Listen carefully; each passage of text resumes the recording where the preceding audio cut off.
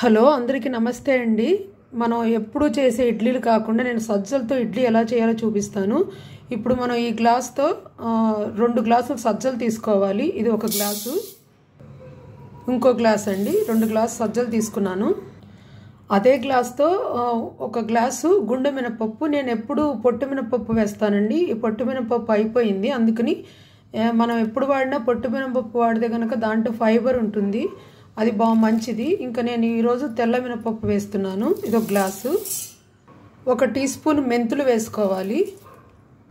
1 చారెడు సగ్గుబియ్యం వేసుకోవాలి. ఇవన్నీ మొత్తం 1కి 2 సార్లు కడిగేయాలండి. 2-3 సార్లు మంచినీళ్ళతో బాగా కడిగి నీళ్లు పోసుకుని ఉంచాలి. సాయంత్రం వరకు ఇలా నానబెట్టాలి.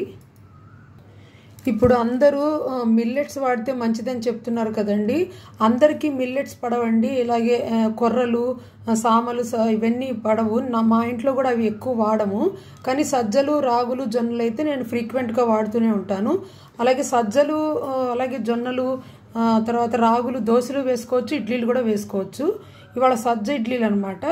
దీంట్లో ఏంటంటే సజ్జల్లో ఫైబర్ ఉంటుంది, అలాగే ప్రోటీన్ ఉంటుంది, అలాగే పిండి పదార్థాలు కూడా ఉంటాయి. మినపప్పులు కూడా ప్రోటీన్ ఉంటుంది. అప్పుడప్పుడు కొంచెం వారంలో ఒకసారి మీరు ఇట్లాంటి ఇడ్లీలు, దోశలు తింటే మంచిది. మామూలుగా అయితే నేను అసలు ఇడ్లీ రవ్వ వేయనండి, కానీ ఇంట్లో ఇడ్లీ రవ్వ వేయకుండా కనుక చేస్తే తినరండి. అందుకని కొంచెమైనా మంచి పదార్థాలు పడతాయని చెప్పి నేను మామూలుగా ఇడ్లీలకి వేసినట్టే ఈ ఇడ్లీ రవ్వ కూడా వేస్తాను.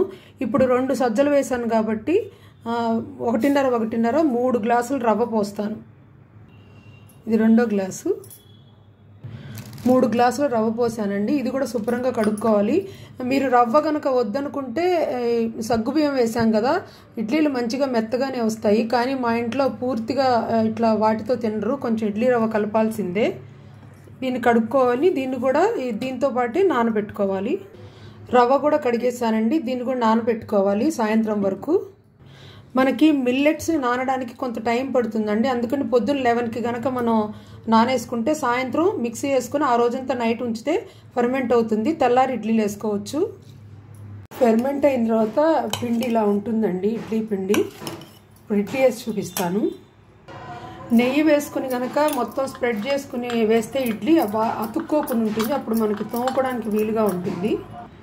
ఇడ్లీ పిండి వేసుకుందామండి. ఎక్కువ వేయకండి, మరీ ఉబ్బిపోతాయి, పలచగా వస్తాయి ఇలా వేస్తే కనుక.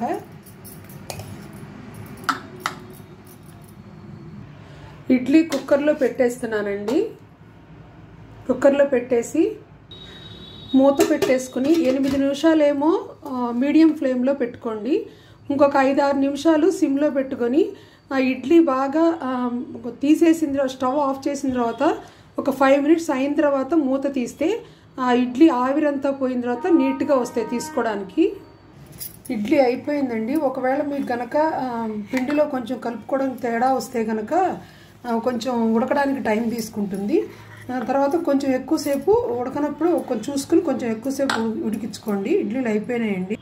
సజ్జ ఇడ్లీలు రెడీ అయిపోయానండి. మీరు కావాలంటే కారప్పొడితో తినచ్చు. నేను వెల్లుల్లిపాయ కారప్పొడి వేశాను. అలాగే కరేపాకు కారప్పొడి, ధనియాల కారప్పొడి, ఏదైతే అది ఎలా ఇష్టమైతే అలా తినచ్చు. కావాలంటే పల్లీ చట్నీతో కూడా తినచ్చు. దీంట్లో కూడా ప్రోటీన్, ఫైబర్ ఉంటుంది కాబట్టి నేను ఈరోజు కారప్పొడి వేశాను. మీకు నచ్చితే మీరు చేసుకోండి. థ్యాంక్ యూ అండి.